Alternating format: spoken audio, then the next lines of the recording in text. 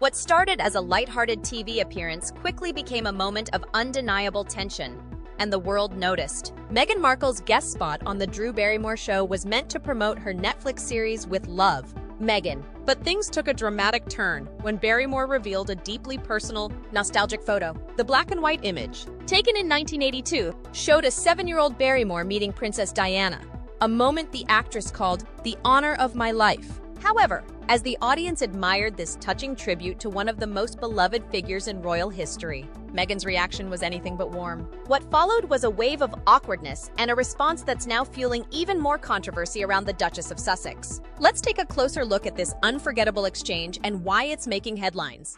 Meghan Markle made a surprise appearance on the Drew Barrymore Show to promote her Netflix series, With Love, Meghan on March 6th. She started by talking about homemade cookies she baked with Archie and Lily, which set a casual mood for what turned into an emotional segment. Barrymore brought out a treasured keepsake, a framed black and white photograph from 1982. This special photo showed 7-year-old Drew giving Princess Diana an E.T. doll at the London premiere of Steven Spielberg's E.T. the Extraterrestrial. Meghan's first reaction was gentle yet reserved as she said, "Oh, how sweet. Oh, that's beautiful."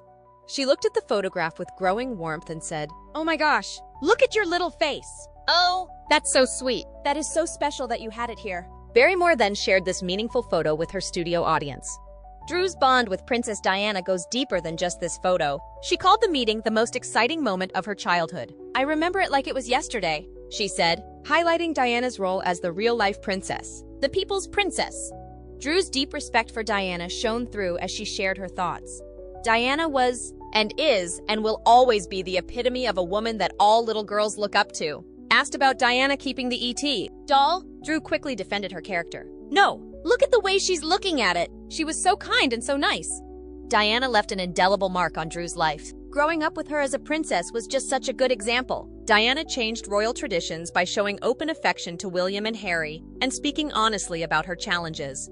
Drew's voice filled with emotion as she told Meghan, "It means so much to me to have met such an incredible human being that exceeded everything. It was the honor of my life." Meghan responded thoughtfully, promising to share this touching memory with Harry, whom she lovingly calls H.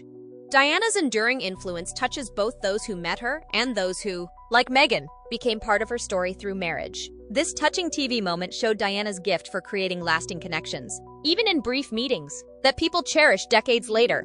What do you think about this? And now that our channel has changed the way we deliver content, we want to hear from you, our unbiased viewers. Also, if you are interested in any topic, please comment and let us know. Any comments from you are valuable for the channel. And now back to today's discussion.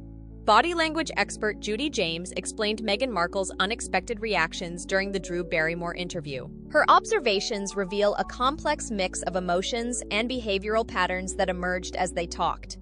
Meghan's composed exterior couldn't hide subtle facial cues that showed tension underneath. Her steepled brows hinted at wariness, while her rounded cheek and pursed lip smile tried to convey warm friendship.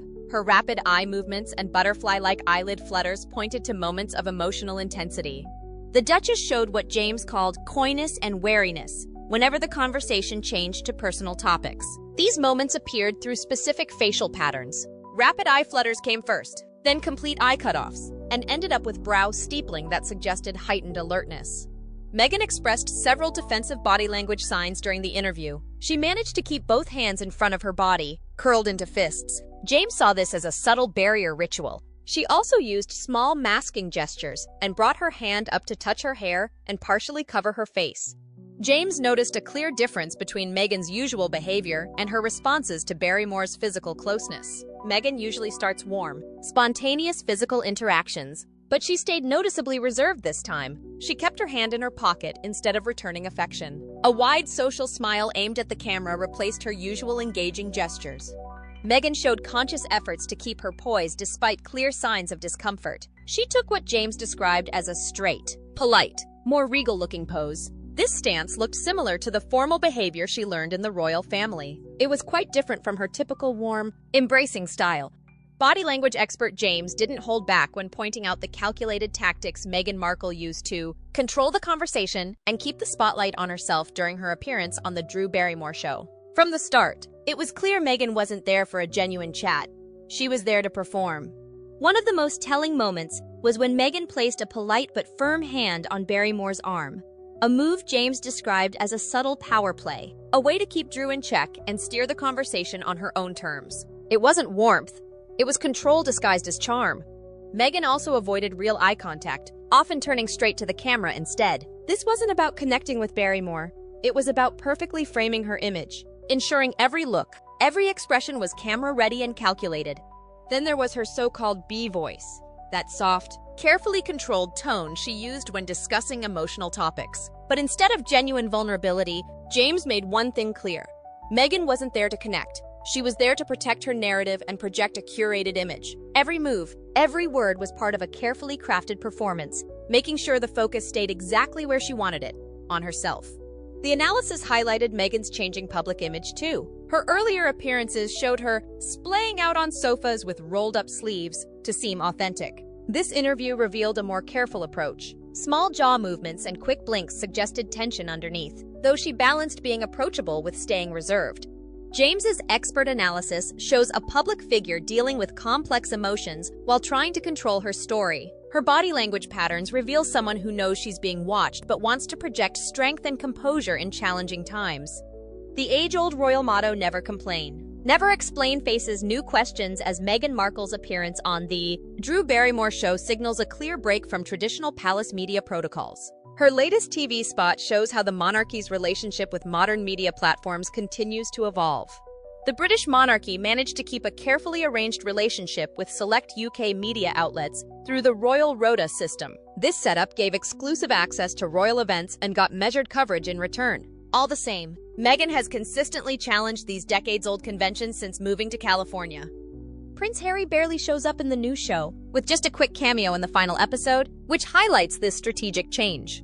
Meghan Markle's media approach has sparked backlash, with royal protocol experts criticizing her for straying far from royal tradition. Her direct involvement with American daytime TV feels more like a celebrity PR tour than the work of a duchess. By sharing personal family stories and casually discussing royal titles, Meghan undermines the dignity of the royal family. What's more, her tight control over media narratives, without any palace input, ensures a one-sided, self-serving image. This attention-seeking strategy only fuels criticism, making it clear Meghan's pursuit of fame continues to come at the expense of royal respect.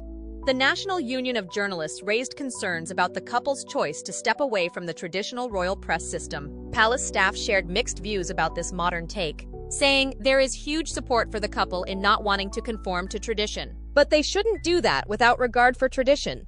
Royal protocol experts see clear differences when they look at Meghan's TV spots next to past royal appearances. Her second daytime TV show since stepping back from royal duties after her 2021 Ellen DeGeneres show stands out as a major break from usual royal media involvement.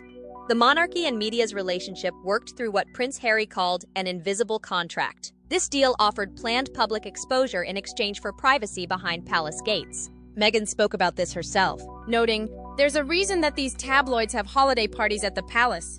The digital age has changed this relationship completely. Online engagement and social media success have revolutionized how people consume and share royal news. This change created what Meghan calls a Wild West environment in media coverage.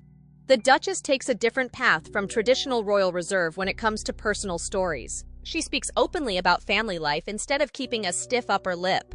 She talks about her children's mixed British-American accents and shares details about her daily lunch meetings with Prince Harry despite their busy schedules. Palace sources worry about the timing of these media appearances, which happen during ongoing family tensions. This situation has sparked talks about finding balance between personal expression and royal tradition, especially since the monarchy's power depends on careful balance of visibility and invisibility.